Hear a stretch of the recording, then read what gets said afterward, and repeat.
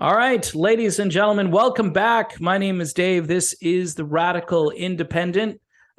We've really got the best guest I have for this show back with us again, and I'm grateful that he keeps coming back, even though, again, he's a little under the weather. He's got a brand new book out there. It's called Disarmament. Actually, it's not brand new, but it's a fairly new book, Disarmament in the Time of Perestroika, Arms Control, and the End of the Soviet Union. Please welcome back Scott Ritter. How are you, Scott? I'm doing great, thanks. Yourself?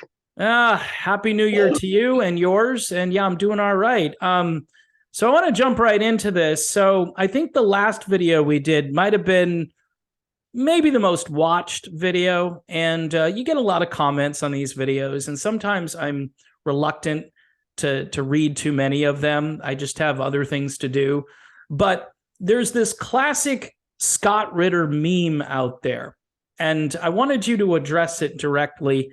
It goes something like this. I'm paraphrasing the comments.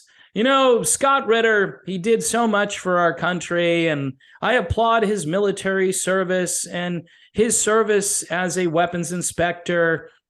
But, you know, it's clear that Scott Ritter has lost his way. And Scott Ritter is being somehow manipulated by Vladimir Putin to come up with all of these sort of anti-American, sentiments, because you're looking at things, objectively, and you're coming to your own conclusions based on the things that you know and the things that are happening on the ground over in Ukraine, and just based on our own lack of expertise in foreign policy. And you write a book about, diplomacy, negotiations, how we used to at least attempt to do things with countries that, we didn't always view in a positive light.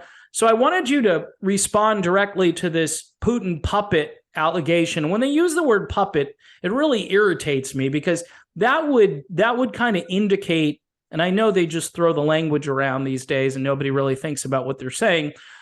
Scott, what it reminds me of is somebody's got strings attached to you, and they're pulling your arms, and they're making you speak in a certain way, and they're putting thoughts into your brain. Maybe they've somehow mastered some sort of new artificial intelligence, which probably isn't actually new. Maybe they've got Elon Musk, got you wired to some sort of device that makes you speak in a way that makes you sound so apologetic with regards to the way Russia has conducted themselves in this special military operation, which I think is now escalated quite a bit, and you and I can talk about that. But can you just address this whole Putin puppet thing? Because I think the audience would appreciate a direct response to what I consider to be just a ridiculous assertion.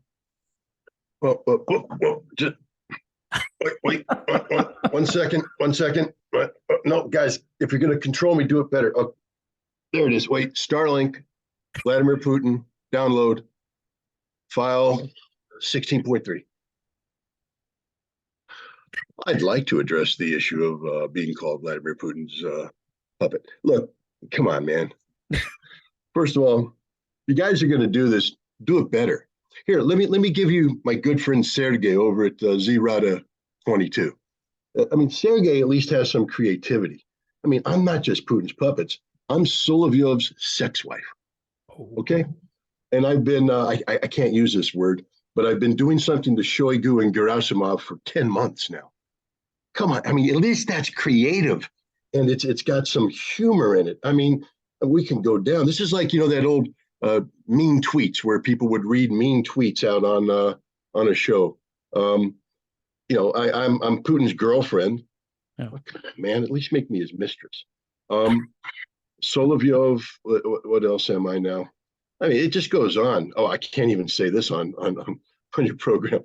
But at least it's creative. Right. At least it's creative. It's entertaining. It's got some, risque sexual connotation. But Putin's puppet, do better. All right. First of all, understand this ain't my first go around being called names. Yeah. I went to war against Iraq, killed a lot of Iraqis. And then I spent a lot of time disarming them, getting in their faces. And then I had the gall to speak the truth about weapons of mass destruction. And I was called Saddam shill. I was accused of being on Saddam's payroll. I mean, guys, get creative at least. You know, I've been called worse for speaking the truth. And if you're going to accuse me of being Putin's puppet, please at least respect the fact that, unlike you crass little cowardly bastards, if you're going to call me a name, give me your name. Okay? Don't hide behind a keyboard. Give me your name. We'll meet anywhere you want. You can call it to my face. I'm not threatening you. I just want to see your eyes when you say it. Okay? At least give me that courtesy that I can stare through your eyes and make an assessment of the man, because I would never do this to a woman. A woman can say whatever she wants. I don't. I respect her too much. I'm not going to do it. But you're a man. Stand before me as a man. Let me see you as a man, what your full capacity is as a man. Then call me what you want, not knowing how I'm going to respond, because you're a man. You don't care. You're man enough to make this accusation because clearly you've thought it through, because clearly you know what the F you're talking about, and clearly you don't. Unlike the people making the accusation, I actually put time and sweat equity in defending my country against the Soviet threat. I trained to kill Russians. Thank God I didn't have the opportunity to do it. But, it was there. I don't think puppets train to kill their puppet masters.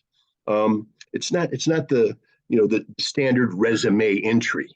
And then I worked to disarm them. I worked collaboratively with them in Iraq. But to be the puppet, they would have had to carve me. Putin isn't Geppetto, and I'm Pinocchio. And Putin didn't carve his little boy out of wood and lovingly raise him and all that stuff. I was carved by the son of a bitches that wanted to kill Putin. All right? I am the antithesis of a Russian puppet. But what I do have is a brain that functions and allows me to absorb information, assess information, and then accurately. And you want to know why I say accurately, David? Because I haven't been wrong on too much. Yeah. My track record of doing analysis goes way, way, way, way back before half the little cowardly pieces of manure that are calling me names were even born, were even conceived in the minds of their parents on some cold winter night. I've been doing this a long time, and I've been doing it right. I challenged the Defense Intelligence Agency on Soviet missile production numbers. One guy, a lieutenant, taking on the entire establishment, being confronted by generals, being told to stand down because clearly I don't know what I was talking about, but clearly I did because I was right. I took on General Norman Schwarzkopf, scud kills.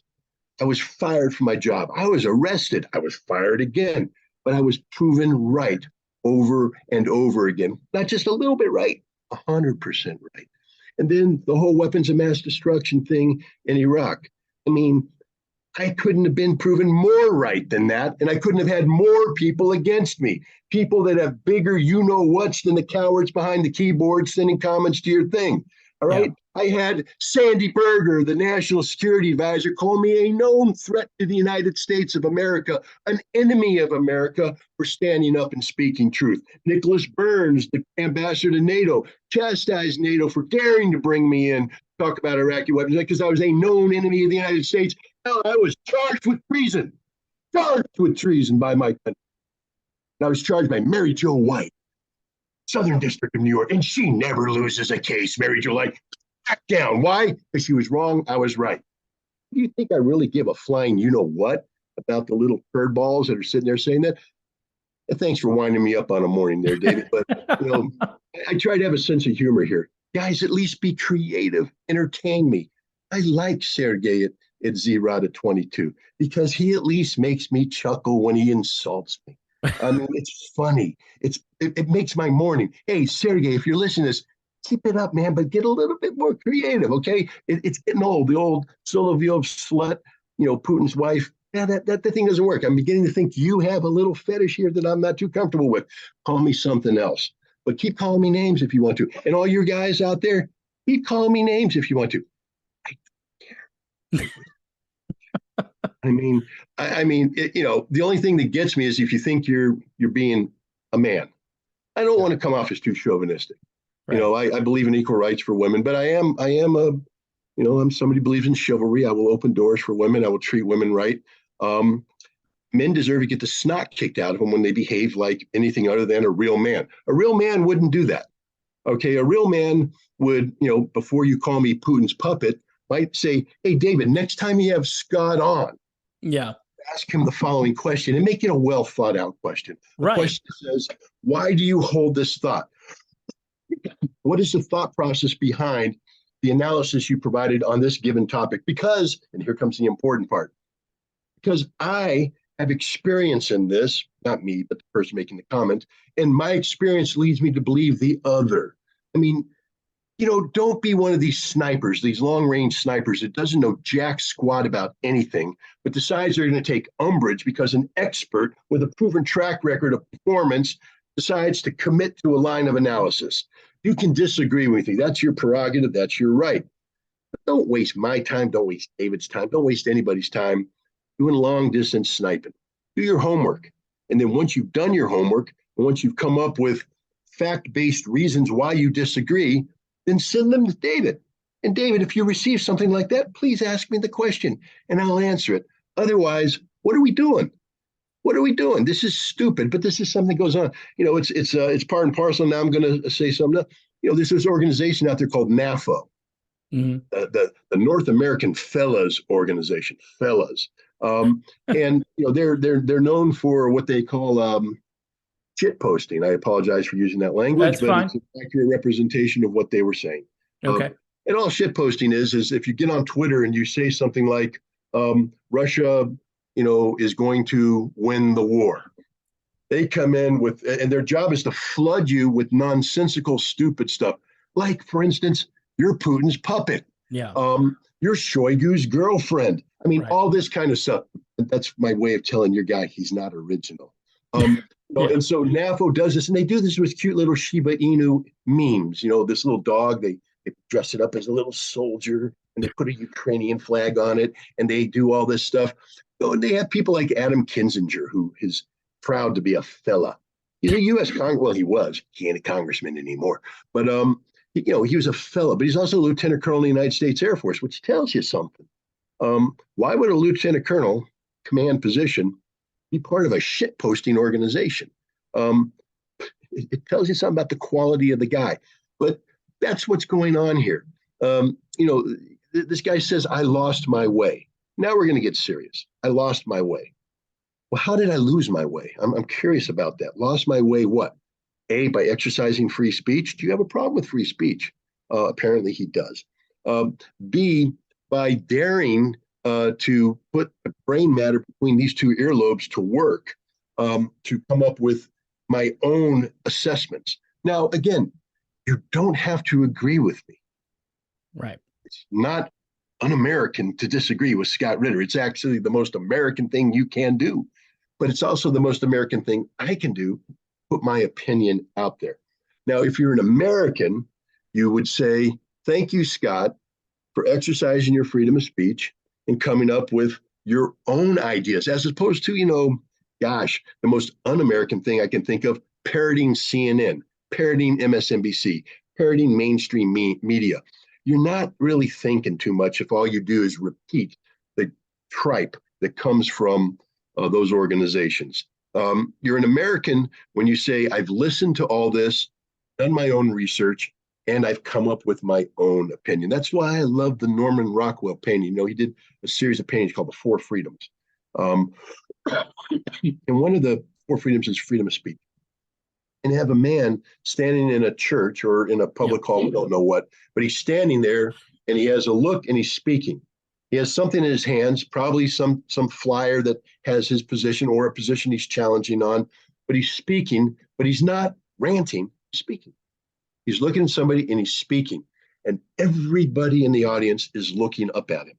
Now, you can't tell by their eyes whether or not they agree with him or disagree with him, but they're respecting the fact that this man is standing there, taking a stand, speaking respectfully to everybody in the room.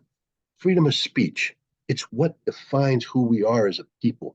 as a nation. Yep. And so when people come out and say things like Putin's puppet, you do understand that when you call me that, A, you're not insulting me because I don't care. You're insulting yourself because it shows you are not an American, that you have no clue what this country stands for, that you have no understanding, no basic fundamental understanding of the United States Constitution and the principles that are inherent in that. And you have lost your way, not me, you. NAFO has lost its way. Everybody out there that fails to respect people's duty and responsibility to speak out. You don't have to agree, but to sit there and mock them, to try and silence them through this kind of petty name calling, it's not a good look. It's a decidedly un-American look. So, so Scott, to kind of follow up there, have you been asked to go on, say, Fox News or MSNBC or any what we would call mainstream or legacy media? Has anybody called you, rang your phone, and said, "Hey, Ritter, your perspective is different, very unique, and we'd love to have you on so we can maybe do, Scott Ritter over here, and I don't know, Mike Pompeo. I don't know. I'm just trying to think of somebody who would be, a worthy opponent to you. But my question is, has anyone asked you to provide some unique perspective on any of the major news outlets? I get calls from people. Mm-hmm. Some of them are the hosts. Some of them are the producers of hosts who want to talk to me on the phone, off the record. Oh. But I can't go on air. You see, I'm too controversial. The show would be distracted by the controversy that is Scott Ritter. So while they're curious into why I believe what I believe, my presence is not desirable. Okay. I don't, look, I'm as human as the next person. And after spending a lifetime watching the big news, when I had the opportunity to go on, I mean, it's a pretty big deal. I don't know if you remember Ted Koppel. Yeah. He did an ABC show. I don't know. Gosh, I can't remember. Nightline. Big show. Ted Koppel, big star. And when you get the phone call from Ted Koppel saying, "Come on, Nightline," you're like, whoa. Yeah. Yeah. Who's the guy that used to do Meet the Press? Again, big name. He died. Tim Russert. Tim Russert. When you get Tim Russert personally calling you, asking you to come on Meet the Press, and be the number one guest for Meet the Press, what the heck? Yeah. Peter Jennings wants to interview you live on TV. Tom Brokaw wants to interview you live on TV. Dan Rather wants to interview you live on TV. And suddenly you're, first of all, it goes to your head a little bit. I mean, I'm not going to lie. It's sort of an ego boost. But the first thing you have to do, and if you don't do it yourself, make sure you have a good wife or good friends to do it for you, is have someone punch you in the face, bring you down to earth and say, you still put your pants on one leg at a time and you stink. So, don't think you're too special. And that's very important because you can get caught up in the thing, because then what happens is it's not about you appearing on the Enterprise. It's about you trying to please the Enterprise. And the moment you try to please the Enterprise, that is the moment you stop saying what you believe and you start saying what you think they want to hear, you're a lost cause. And I can say with absolute certainty and integrity that I never tried to please the establishment. I will admit to really enjoying being on the establishment. It was a big, big ego boost, especially after spending years laboring in the shadows, doing things. And, it's not that I said I never got any credit for it, but doing things that other people were taking credit for, other people were on TV talking about. You're sitting there going, laughing with your buddies over beer going, that's us. That's us they're talking about. That's us. We're the principals, but we're not on TV and we don't care. But suddenly you get the chance to go on TV and it's a little bit of an ego boost. But then you realize that the establishment doesn't really care what you have to say. They care about whatever narrative they can create around you. You become a selling point. You become a draw. You become, a comforting factor, a name that makes people feel comfortable into listening what you have to say, as long as what you have to say is compatible with the thematics that are put down by the higher ups. And I caught on to that really, really, really quick. That's why my tenure at NBC News was 6 months. That's why my tenure at Fox News was 6 months. And when I say 6 months, that's because I signed a contract that they had to pay me for 6 months. My tenure with NBC News ended after about a month and a half. My tenure with Fox News ended shorter than that because it became clear that I wasn't playing a game. But no, it's, they look, there's producers out there that are serious producers. There's producers that are jokes. There's producers that are serious producers. And I get a lot of calls from serious producers that want to know why I'm saying what I'm saying and all that. And they thanked me for giving them the answer, but they will never invite me on the show. I will never ask to go on their show. And if they invite me, frankly speaking, I might say no, depending on what their reasoning for having me on is. But, they thank me, but, the ones, some are just apologetic saying, we'd like to have you on, but and they were honest, you're too controversial. We can't have you on. I have been invited on, I won't name them, but recently on two big shows on two mainstream networks where I thought I was actually going to go on. I was like, oh my God. I told my wife, God, they're actually going to invite me on. Should I go? And she said, yeah, do it. Yeah. But then literally at the last second, a phone call came in. One of them sort of, we're not doing that story anymore. We're moving on to something else. Oh, really? The biggest story of the day, and you're not doing it anymore. Okay. Yeah. And the other person said, we bumped it up to, we when we told the higher ups, they came back and said, no, controversial, can't use them. So, it is what it is. I don't lose too much sleep. Yeah. What I'm thinking, Scott, is there's a narrative, and you and I think we both know what that narrative is, and your presence represents a different narrative. I don't know if you've been following the Speaker of the House debacle. I don't know how many votes they've had now for Kevin McCarthy, who continues to not secure enough votes to become the Speaker of the House. The guy who has got the Ukrainian lapel pin on, and sometimes he's even got the little handkerchief there inside his little pocket because that looks really classy. You got all that. So you're going to go from one Speaker of the House who, kisses Zelensky to another Speaker of the House who he might not kiss Zelensky. Maybe he might. I don't know.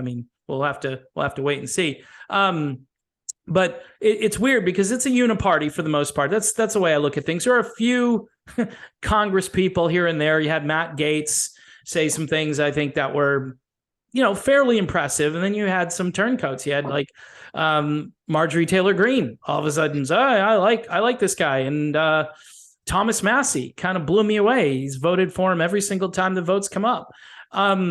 Is this war machine just too big to slow down? Is it just too big? What I was looking for, I have to find it because I need it for tomorrow, is a letter that I received from Paul Tonko, my congressman. Yeah. When I notified him that his vote in favor of money to Ukraine resulted in the creation of an institution that labeled me an information terrorist, passed my name on to a hit squad and all that stuff. And I wanted to ask him, how does he feel about that? And I got this standard plate, thank you for contacting. The war in Ukraine is this. I voted for Ukraine for this, that, and the other. He didn't address my issue. He just basically why Russia sucks, Ukraine is great. Yeah. And so tomorrow night, I'm going to speak to a bunch of activists. Now, normally I'm not a fan of speaking to activists anymore. They're well-meaning people, but it's literally almost a waste of time because nothing happens.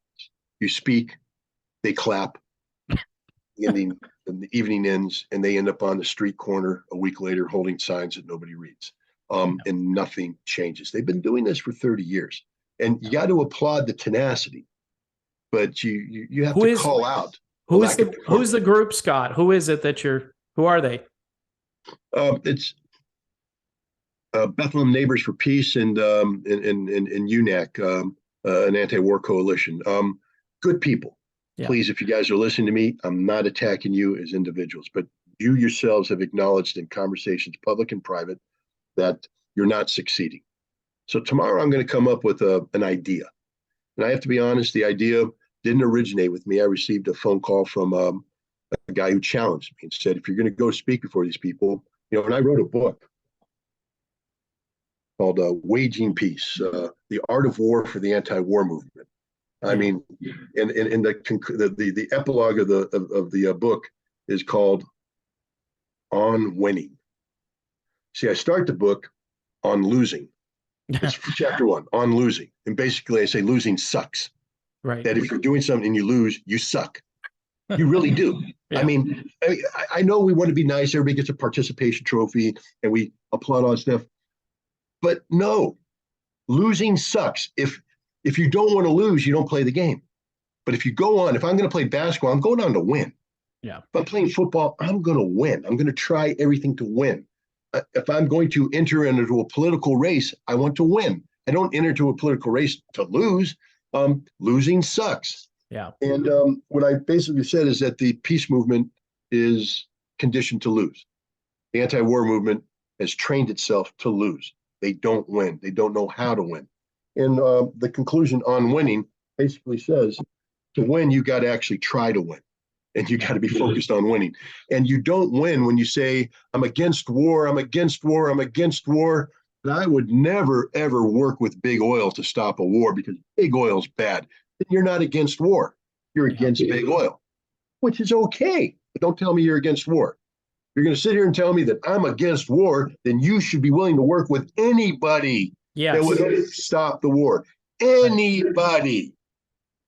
If not, you're not willing to win. You don't want to win. You want to lose. You want to feel good. You want to participate. So I'm going to tell them that Paul Tonko needs to be primary. You see, Paul Tonko's never been primary in a long time because we just assume he's going to be our representative. And that allows Paul Tonko never to have to answer a question. You see, if you're not primaried, if you're not challenged, you don't have to answer a question. Yeah. You just get to send people these stupid little letters. They need to find a candidate, a viable candidate, someone who can win. Who has a name, doesn't have baggage. You put that candidate up and you tell Tonko, I'm primarying you. And the issue is Ukraine and your stance on Ukraine. That's it, baby, because you suck. And you start to primary them, people back you up, and Tonko can't ignore you. And eventually Tonko's going to have to debate you. And when he debates you, you pound the snot out of him. You it's a WWF full ring, throw chairs, whatever, toss him out of the ring, no mercy, slaughtering of Paul Tonko. And every time he says something, you counterpunch and say, no, wrong. You voted for a war in Ukraine. You slaughtered 1 million Ukrainians. You wasted $100 billion U.S. taxpayer money. You suck. And you just do that and you beat them. Yeah. You do that to every single one of these little cowardly pieces of crap that are running for Congress and aren't being challenged. I would go straight up to McCarthy, spit in his face, and say, take that flag off, you cowardly son of a bitch. Why are you wearing the symbol of a Nazi regime? Oh, yeah, because pieces of crap like you brought the Azov regiment into my house. Because Congress is my house. You're a temporary resident, you cowardly, snot-nosed, punk-ass, whatever you want to. I already said calling people names isn't good, but here I am calling them names. At least I'm willing to do it to his face. Right. And then you take that stupid snot rag out and you punch his nose and you say, here, cover it with blood, at least have honor. No, all these people wearing the flags, oh, I'm with Ukraine. They have no clue what they're talking about. They need to be primaried. They need to be challenged. They need to be put right in their face. And you got to do it with all the energy and emotion that you would do with the most important thing in your life, because this is the most important thing in your life. People, I remember telling guys, I'm in favor of war doing Iraq. Really? Would you send your son to Iraq? No. And shut up. Up. Right. All right. I don't want to hear one word from you if you're not willing to take your son and have him die in Iraq. If you're not willing to have your daughter get gutted in Iraq. If you're not willing to do that, then shut up, because all you're asking is other people to do it for you and to make you a coward.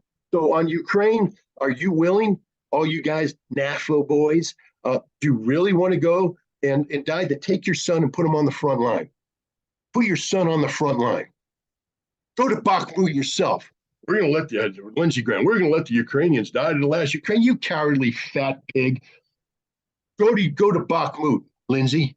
Go tour the front line. Yeah. You'll feel what it's like to have your head blown off. You only get to feel it once, but it'll be a glorious thing. But all these people sitting there talking this, that, and the other thing, none of them ever put, they don't put any sweat equity, any blood equity into it. They're cowards. They're literally cowards asking other people to pay the price for their words. If they truly believe in what they say, then they need to step up to the plate and do it. And that's what I'm telling the peace movement tomorrow. If you believe in this, if you're anti-war, then start playing the game. Yeah. In the game to win. And the game is to get America off this pro-war track onto a track that makes sense. Now, what track that is to make sense, that's a different question altogether. Maybe once we get on that track, you don't like big oil anymore. Maybe you don't like all these industries or what. But understand that you're going to need their help to win this fight. And this is the most important fight because it's not just about war, meaning people getting machine gunned to death, blown to bits. It's about nuclear war. It means we all frickin' die. We all die. So it's time to step up to the plate, anti-war movement. It's time to believe in something, really believe in something, and start organizing for victory. I wrote a damn template for it. Maybe you'll read the book someday. I don't know. But even if you don't want to read that book, come up with your own template. That'd be nice. Come up with your own plan for victory. But please, please, please don't have that plan simply end with people standing on the street corner with signs, because that is meaningless. Well, it's another, to me, it sounds like another form of virtue signaling. I think we've seen it. It seems to be a certain group, and it's a smaller group than it used to be, by the way, because when I was a kid, there seemed to be an anti-war movement in this country. It was the same kind of granola crunchy, sort of very lefty, I only go to Whole Foods, that kind of person. And I don't have anything necessarily against that. But like you said, if you really want to do something, I think you have to form alliances. I'm kind of more libertarian than anything else. And I've noticed there are some old school progressives who I probably don't agree with on a lot of economics and certain cultural issues and things that are kind of in my camp. And they'll say, hey, yeah, this is really stupid that we're still, in whatever, name a country. We're ramping up activity in places like Syria. Now we're provoking China. We're getting into the whole China-Taiwan thing. You go all over the place, Scott. The Ukraine thing is much more visible because the news media likes to talk about it like, yeah, everybody's kind of supporting Ukraine in this. And, Kevin McCarthy, he wants to be he wants to be the speaker so bad, Scott. That's his thing. He even, from what I heard, I think he moved into Pelosi's office already. And some of these guys are like, whoa, wait a minute. Out of principle, that would drive me crazy. I'm like, you think you've already got this in the bag. Yeah. You're spending money that we don't have. You're not, even from the financial, there's so many angles, Scott, to look at this from. Okay, so accountability. A couple guys kind of in the back of the room raise their hand, like Rand Paul. They're like, hey, just curious, where's this money going? And these weapons, are they going to the right people, or are they now on the black market? Just kind of like the kid in the back of the class, like, hey, I got a question here. And everybody, the media comes down on him with a full force of every major network. Well, we know that he must, that's the thing. He must love, what do you love, Putin? You love Russians? And this isn't even if you don't like Vladimir Putin for whatever reason, you don't like the way he looks, you don't like the way he talks, whatever, you don't like his speeches. He gave a speech on New Year's, basically a strong speech, a very, manly, masculine, which, again, our president versus Putin. And I'm not saying, see, as soon as I say something like that, people are just going to go, oh, so you just hate America. That's your thing. You just don't like, and you're boxed in, because then if you try to explain, well, these are literal Nazis in Ukraine. and they've been attacking a region of their own country who is ethnically Russian since we installed a puppet. You want to talk about puppets? And then you got to go into all these details, Scott, and then their eyes glaze over. David, what? Be careful. The strings are showing, man. Strings are showing. Huh? The strings are showing. Stranger showing? Strings. Oh, on the puppet. I thought you were saying stranger. Yeah, I'm sorry. The arm, when you move your arm like that. Oh, yeah. Okay. Your strings are showing, man. You're right. You're right, dude. I apologize to the audience right away. And, and for those who are going to be in the comments, by the way, all the comments now are going to be, they're on, but I'm going to look at them before I decide that they're, because of the puppet strings that I have, or just the fact that, just do a better green screen job. That's all I ask. Okay. Yeah, I know. I apologize. The strings are showing, but Scott, I mean, you can't even question the books. You can't even look at can you open these books and show me where this money is going? What's that movie from years ago? Dave, I think it was called. I should know it because it's, guys named after me, right? And he goes to DC and he finds all of this stuff and he becomes the president. And he's like, why are we, he's just looking at the books going, why are we sending all this money to people who aren't even alive anymore? Whatever he's finding, you hear that dead people vote, and you hear that people are getting checks who aren't alive anymore. And you look at government, how out of control and reckless it is. And we've got, again, I don't want to bring, actually I do. I want to bring it up. Because I've been down there. The people on the beach who lost everything near where I live. Yeah. It's disgusting that money is being sent to a foreign country. Now, I know there's a map behind me, so you might be able to find Ukraine on the map. I don't know. But that's you gotta lower the map a little bit. We get stuck in the Black Sea, but I can't. I know, it's right over here. But the point I'm trying to make, and you've made it as well as anyone on this show, is that there doesn't seem to be any accountability. You can't even raise your hand in the back of the room. You can't be Rand Paul. You can't be Thomas Massey, Marjorie. And they're just a few. There's like a handful. And this whole thing with McCarthy is like, shut up. Just sit down and shut up. It's McCarthy. Karl Rove was on TV the other day. I know how much you must love Karl Rove. He's on there saying this is the greatest disaster. This is a political suicide for the Republican Party. I mean, we need to just get on board. Even Trump said, hey, and for all you Trump lovers, and I voted for him, what's up with that? I mean, there's no fiscal responsibility. There's no accountability. And here we are, Scott. We're just waiting for vote number 35, where they cut some backroom deals, and McCarthy can show his handkerchief and then tell everybody, see.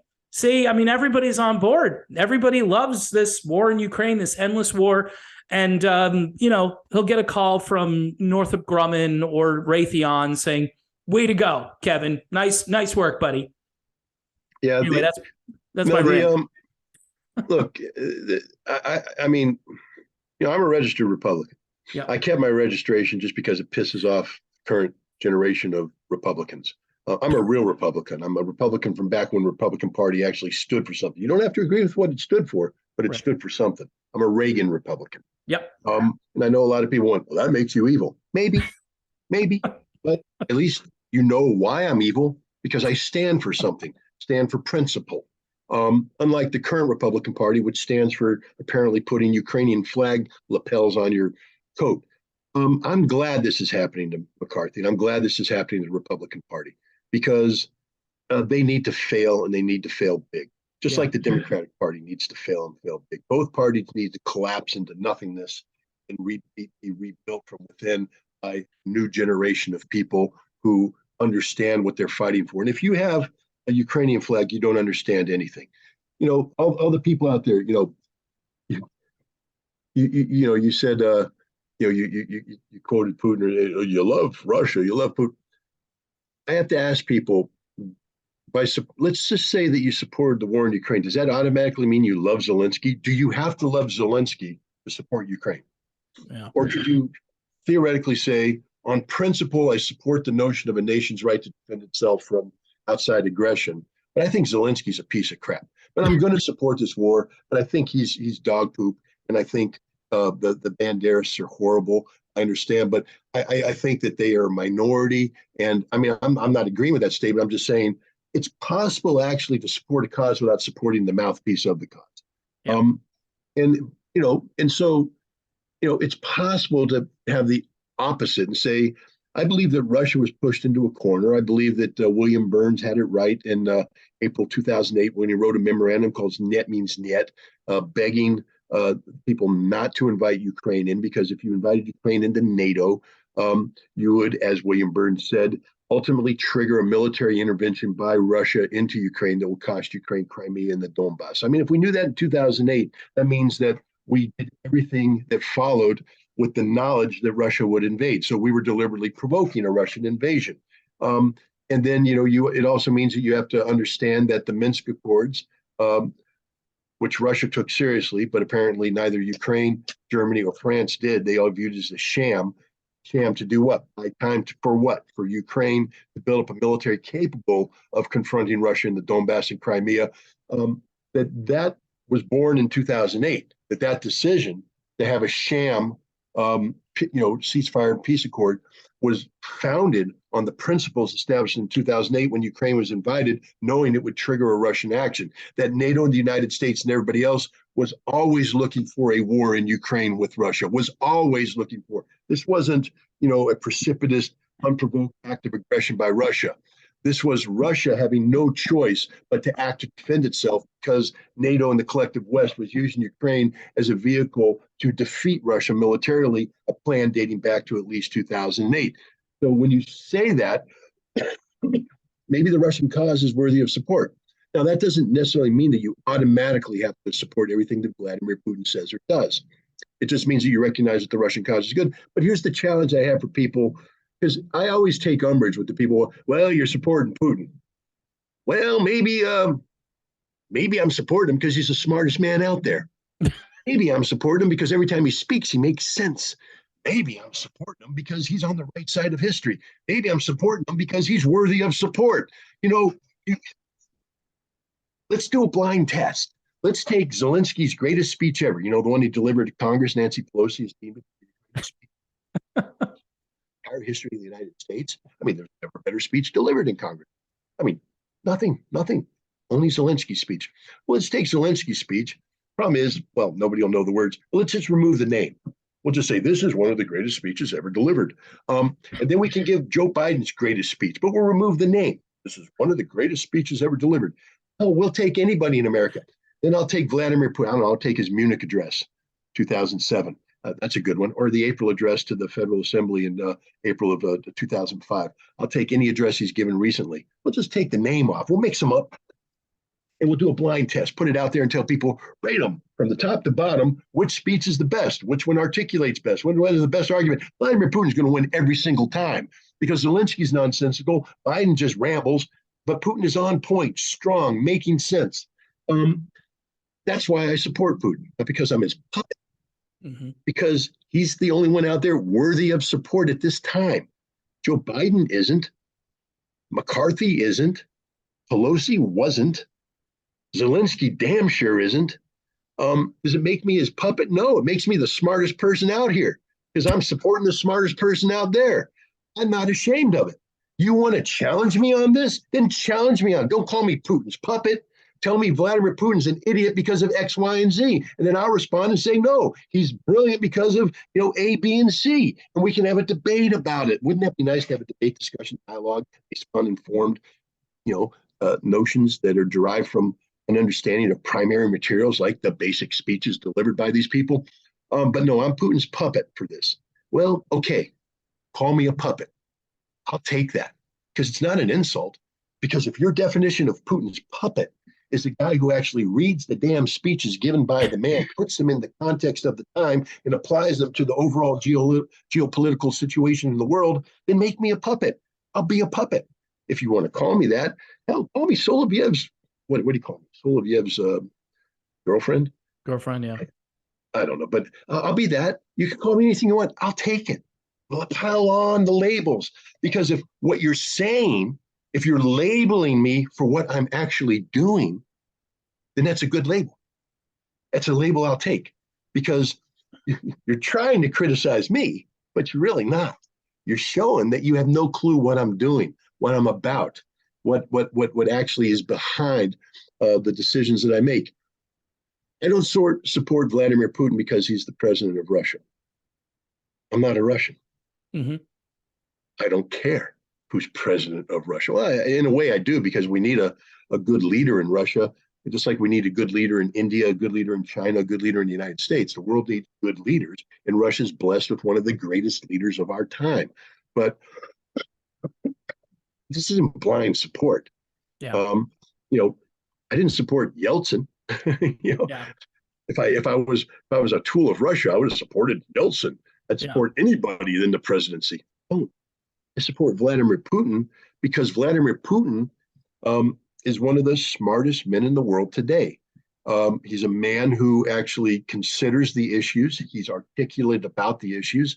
I don't have to guess that he is well briefed on a subject, because he's then going to sit there and take questions for 4 hours straight and answer the questions in an impromptu fashion, drawing upon factual material that when you fact check, it turns out to be 100% correct. So, yeah, I like Vladimir Putin.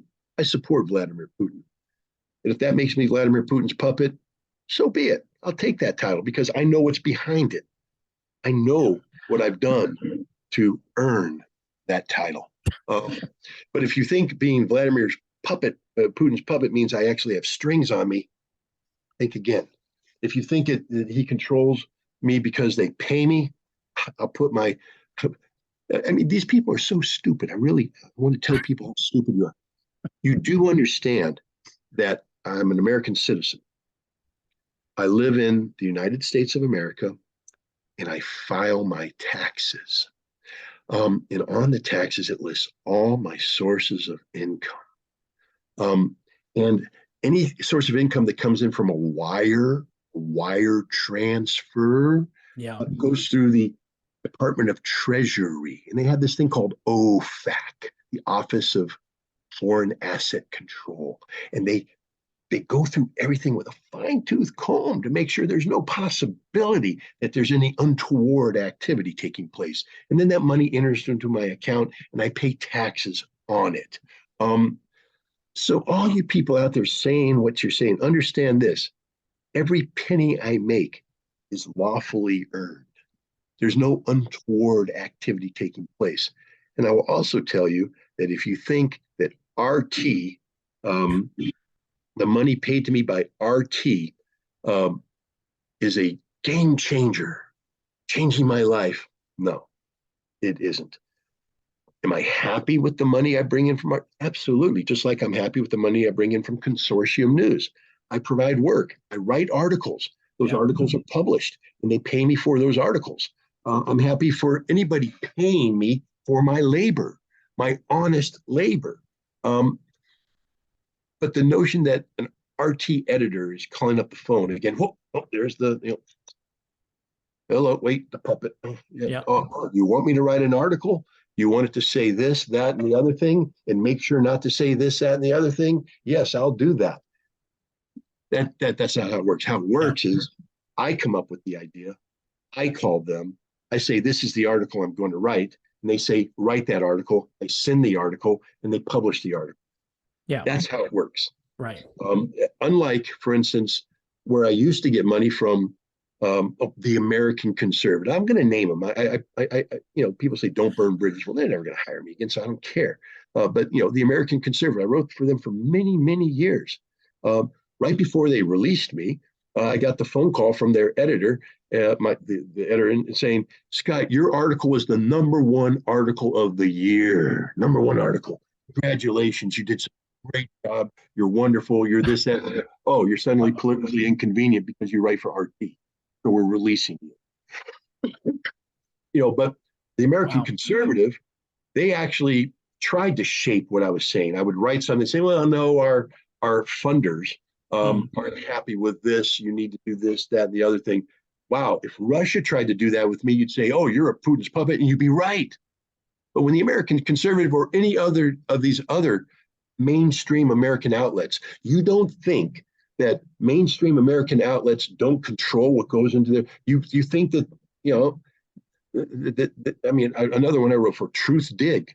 Yeah. I mean, because you have the American conservative. This tells you how ideologically confused I must be. I wrote for the American conservative and Truth Dig at the same time. Time. My God, pleasing two different masters. But the Truth Dig, same thing. I'd write something and they'd push back.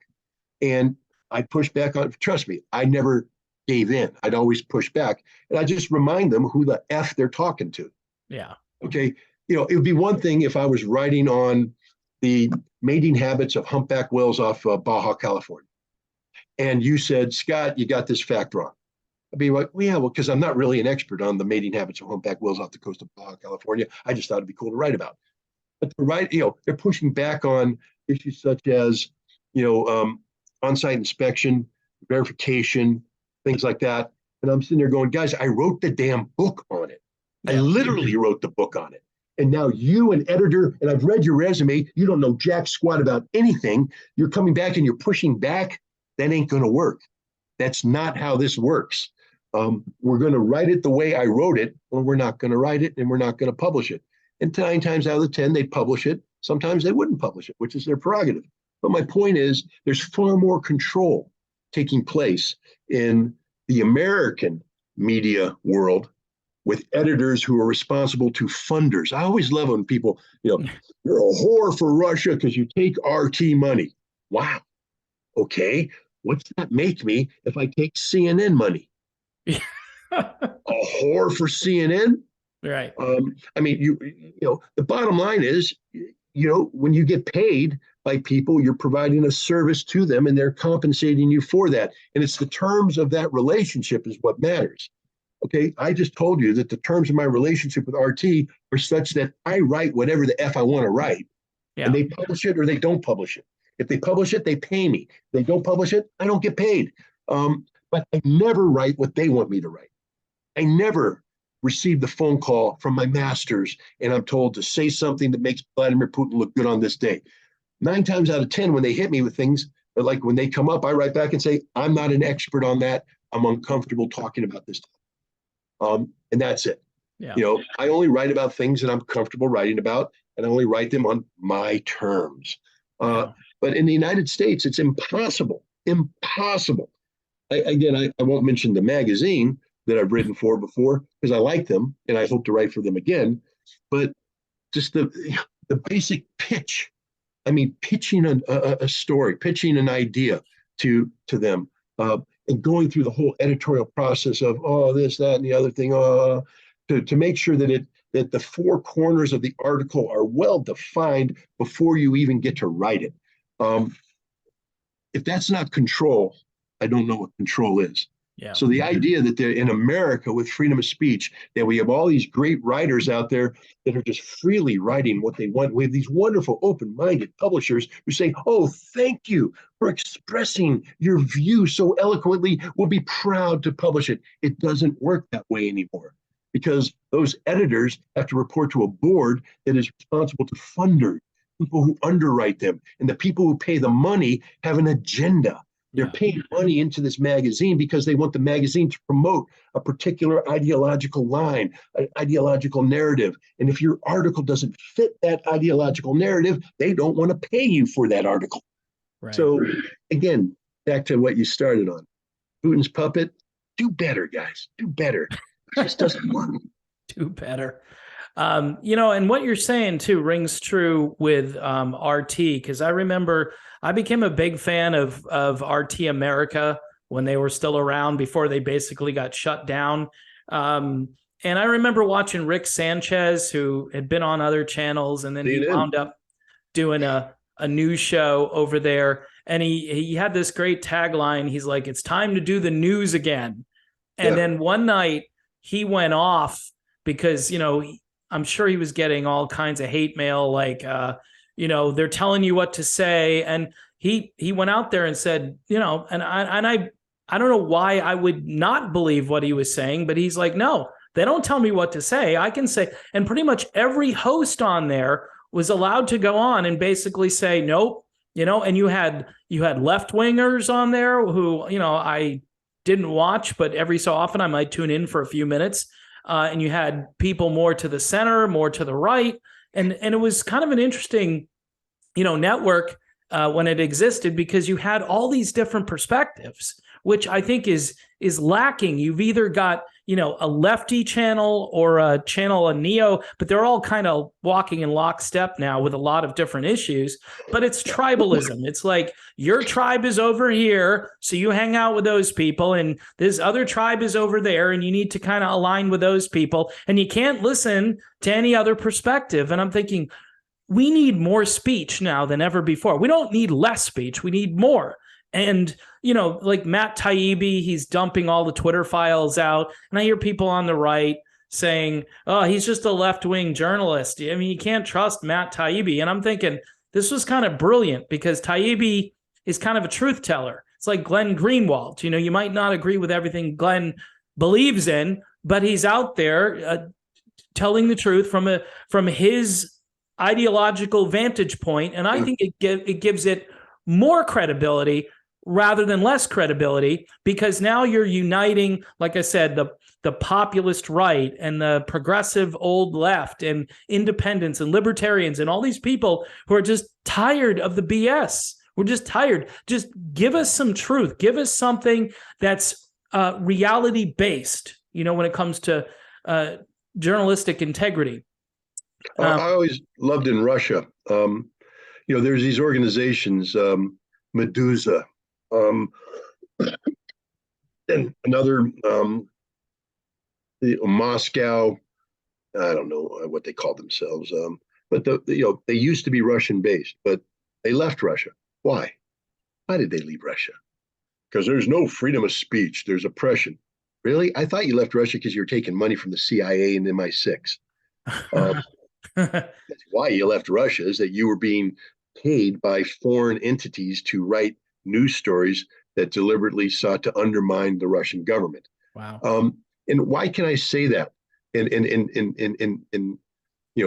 not be accused of trying to prop up Putin? Well, there's Channel 1, Channel 24. These are big channels in Russia. And most Americans don't even know they exist. I mean, it's not. Can't find it on the American channel. It doesn't exist. Russia actually has news organizations. They have media.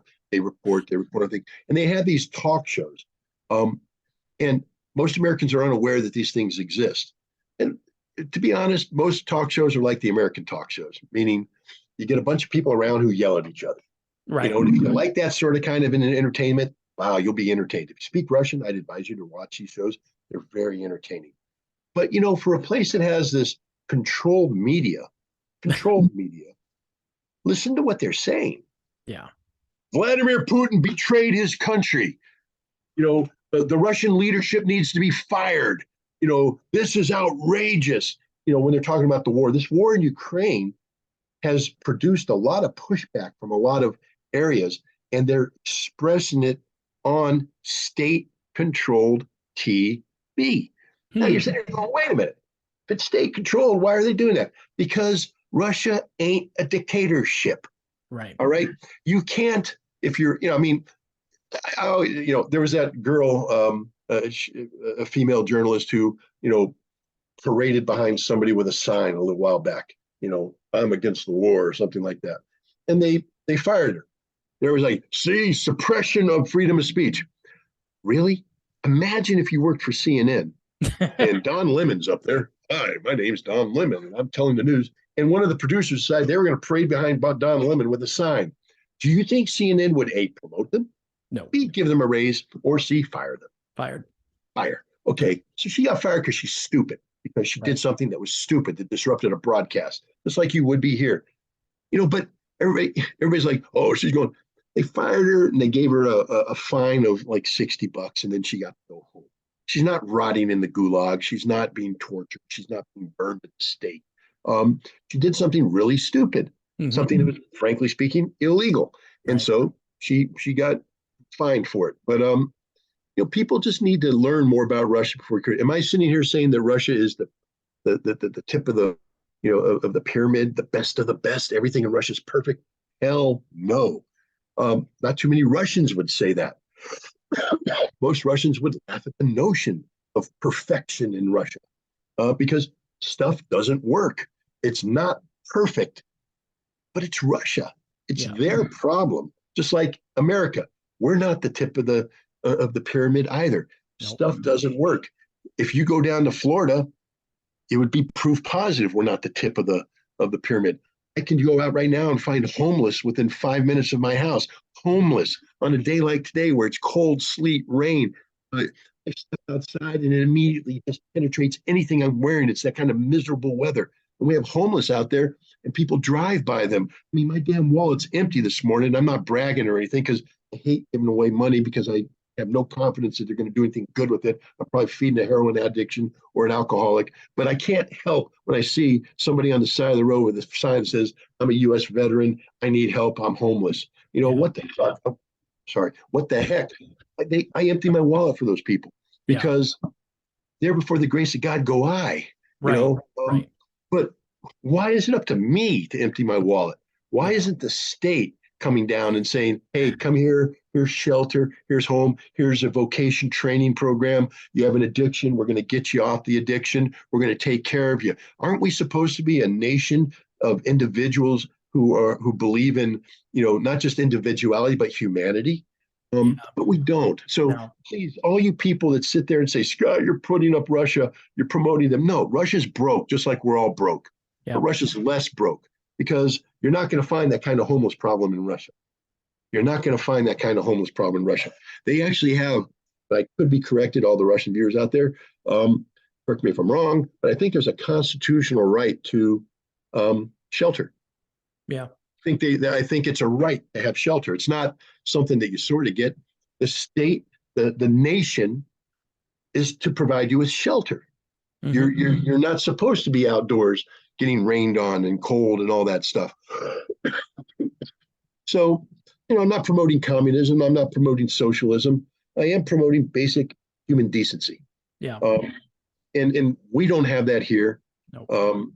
And in many ways, Russia does it better than we do. Now, I know people are going to say, oh, well, what about LGBT? Hey, that's an American thing. Okay. Mm-hmm. We've decided to go down that path. Yep. And, you know, it is what it is. I'm not, you know, I believe in people's right to do what they want to do, et cetera, as long as it doesn't infringe on my rights. And I'll just say it right up front. If you're teaching an underage kid about transitioning to another gender, get the hell out of my life. You know, if you're 18 and you want to become, if you're a guy and you want to become a girl, okay. Yeah. I support that. You and I agree. Tell the kids. But, you know, Russia has looked at this and looked at, you know, Russia looks at America long distance. They actually look at us far more than we look at them. And the Russians have looked at America and they've taken a look at what the explosion of LGBTQ rights has done to America from a long distance view. And they said, we don't want that happening here. Right. That's not the model that we want. We're going to promote, you know, man, woman, single family, family values, things like that. Now, as Americans, we can look at that and go, yeah, but that's too prejudiced. There's gays out there, there's queers out there, there's transgender people out there, and they all have rights, and we can't deny them rights, and your central focus on that isn't our thing. Okay, that's our right as an American country. We want to do that. That's what we can do. But don't sit there and knock the Russians for looking at it and going, hey, you go ahead, do your thing, but we're not going to do it here because you're really, really broke, and we're not going to go that route. It's two different ways, but if you're demanding that people respect us in our ability to have these freedoms, then we have to respect their ability to define what their society is to look like. And if we don't like it, don't move there. Don't move there. Right. But, you know, anyways, that's a long way of saying that the world is very complex. It is complex. And, you know, we used to believe in the right of other countries to, you know, to do self-determination, right? To be who they want to be. But then we go around the world trying to remake everybody in now we do it in a way where we're exporting our values. And Russia, you mentioned there, when it comes to minors, I'm sorry, that's like child abuse as far as that's my take. Like child abuse, it is child abuse. Okay, all right. So I mean, again, I'm not trying to be. As soon as you come out though and say things like that, people will jump on you and they'll immediately. and they'll immediately say, well, you know, you mentioned 18, okay, right? 18. I think when you're an adult and you want to do whatever you want to do, again, I'm a libertarian. I say, go ahead. I mean, I may not agree with what you're doing, and I may even tell you to your face, that's really stupid. But hey, it's your life. You know, you do what you want with your life. I think that's what freedom is supposed to be, right? But we're also supposed to be able to have a conversation about what we agree on, what we disagree on. And then, you know, people, again, can go through all the ideas. They can read books. They can become more educated. They can get what I consider informed consent on every issue. Finally, you know what you're talking about. So now maybe you can actually make a good decision, right? And then if your decision is still to do X, and I'm saying, you know, the guy's an idiot for doing X, he should have done Y, then go ahead. I'm still like, go ahead. You do it anyway. There's no law in place that says you can't do that. And here in the United States, there shouldn't be a law in place that says you can't do that. It shouldn't be a law. This is America. Right. But I mean, Russia, if they think they're going to be a better, stronger, freer, more productive country, that's their business, and we should leave it there. But now, you know, it becomes a culture war. So it's the culture war. It's us against Russia. And most everybody in our government, Scott, is like, yeah, that's another reason. That's another reason. Yeah, what Americans don't understand about Russia, and again, I know people from Ritter are going to watch this show, and if I'm wrong, feel free to say it. They'll correct you. They will correct me. But, you know, the backlash in Russia about LBGTQ, I got to make sure I get all the numbers and letters in there, isn't so much derived from inside Russia, although there is a strong, I'm here to tell you right now that Russia is far more conservative socially than the United States. But it's you know, even Vladimir Putin at one point in time basically said, you know, I don't have a problem with you being gay. I have a problem with you trying to make children gay or trying to, you know, change other people's life. You can do what you want to do. Right. But you can't seek to impose you on this. And the reason why I bring that up is I actually think Russian laws would be far less severe if America just let Russia mind its own damn business. Yeah. But Russia's responding to our incessant effort to export our mindset, our ideology, our wokeism, our LGBTQ,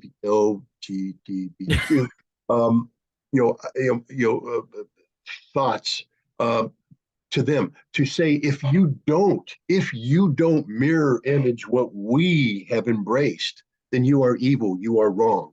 And I think the Russians are saying, no. And not only that, we're not even going to open the window for you. We're not going to open, the door's not going to be open to crack. We're shutting it all down right now. Yeah. And so we, by trying to export this, have stopped Russia from having the kind of internal domestic conversations that need to take place about these very complicated and controversial issues. Right. I can't tell you that I can predict how Russia would work. I lean towards conservatism but I can say that I think that Russia would have been far more tolerant of alternative lifestyles if they didn't feel that those alternative lifestyles served as an attraction point for attracting foreign engagement in Russian society, foreign efforts to shape Russian society. Russian society should be shaped by Russians. Correct. Just like American society should be shaped by Americans.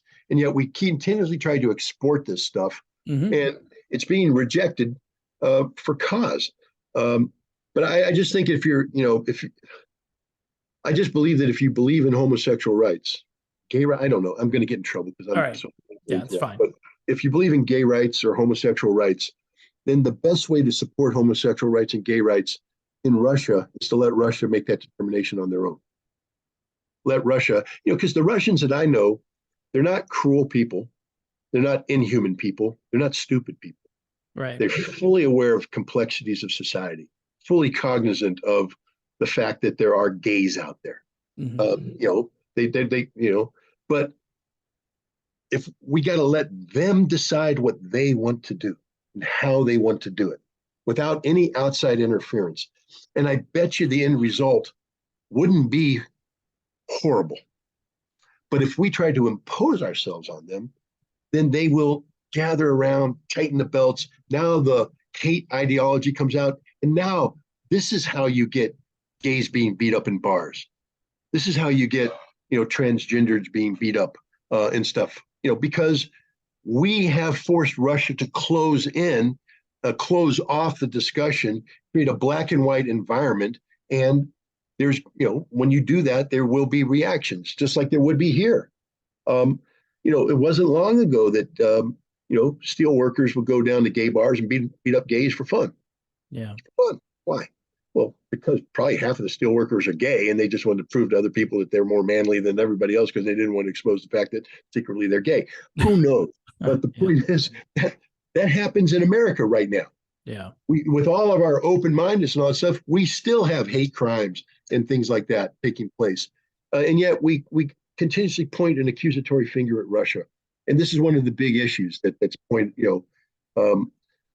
Jamie Raskin, my favorite idiot from Maryland. Sitting there, he highlights LGBTQ rights all the time, and yet he allowed the wife of an Azov Nazi, who is the leader of an anti-lesbian group in Ukraine, the leader of an anti-lesbian group. And when I say anti-lesbian group, they beat them up. Yeah. They saran wrap them. I don't know if they kill them, but they want to kill them. But he let her in and praised her as a hero. So he's a hypocrite. He's a hypocrite. He doesn't even believe in what he says he believes in. Yeah. But enough of that. We've gone way off track. Yeah. Well, that's the beauty of this format, Scott. Whatever we want to talk about, we go there. I just gave you an easy subject today, which was to tackle this whole Putin puppet thing. And the only reason I wanted to do it was because I was kind of fired up yesterday. There were some comments about me, the comments about you. And so I'm sitting there going, okay, well, we'll have Scott on and we'll address this. And I think people will, maybe they'll start to look at maybe some of the things that are happening on the ground over there right now. From what I understand, in some places, Scott, it's getting cold and it's getting dark. Is that true?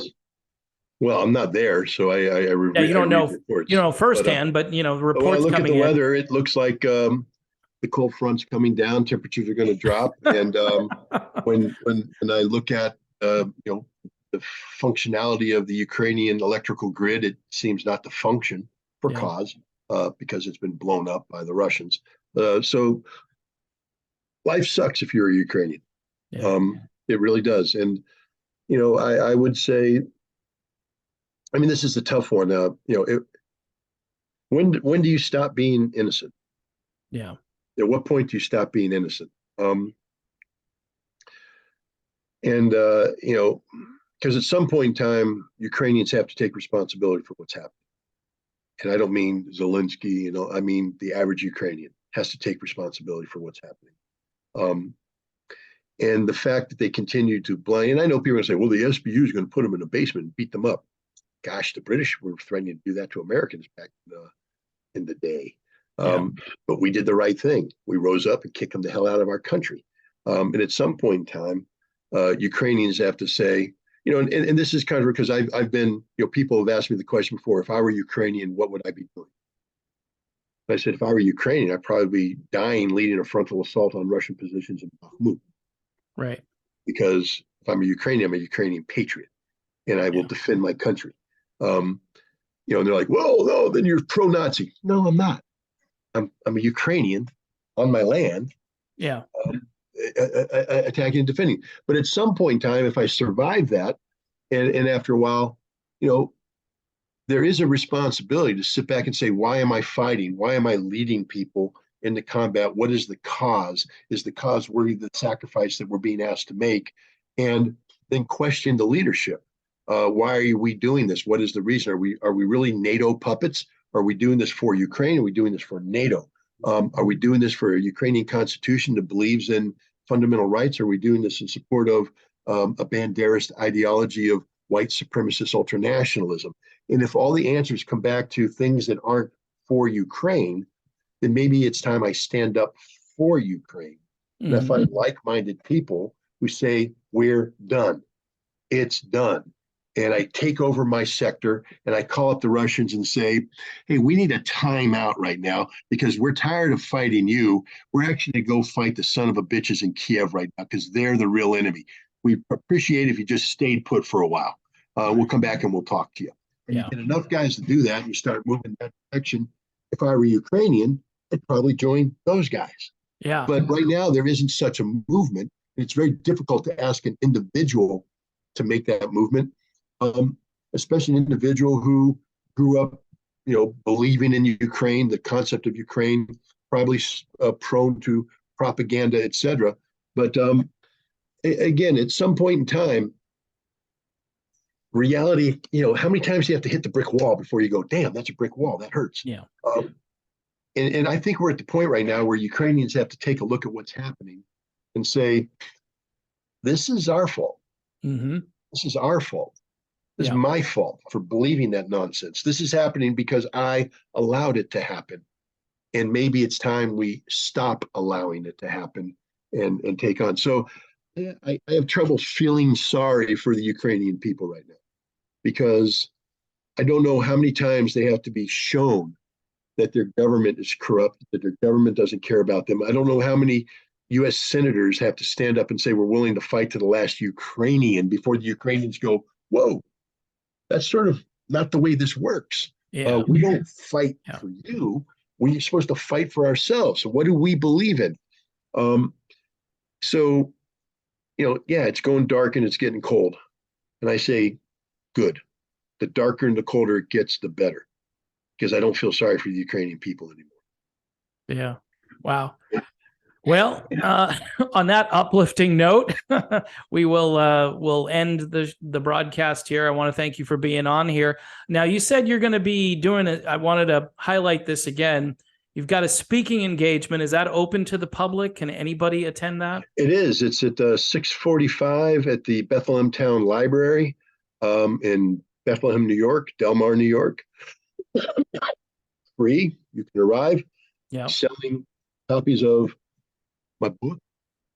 And I will even be staying afterwards to sign them if you want me to sign them. Nice. I think they depreciate 30% if I sign them. They're worth, I don't know, I'm joking. But but even if you don't want to buy a book, show up. I'll be talking about disarmament. I'll be talking about Ukraine, and I'll be putting a challenge out there to the peace movement to step up to the plate and start doing something. Is that tonight, Scott? No, tomorrow night. Tomorrow night. All right. Yeah. So and then there's one more event I just put out there for people next week on the 15th.